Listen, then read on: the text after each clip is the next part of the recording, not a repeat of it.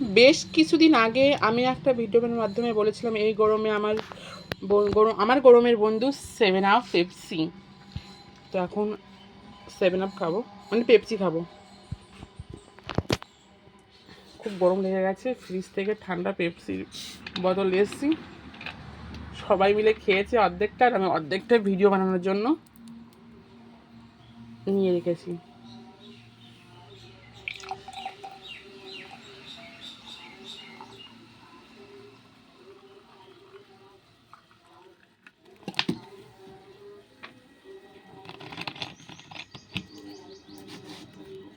দেখো ইলেকট্রিকে চলে এসছে এখন, ইলেকট্রিক ছিল না আজকে, কারেন্ট ছিল না, চলে এসছে কারেন্ট।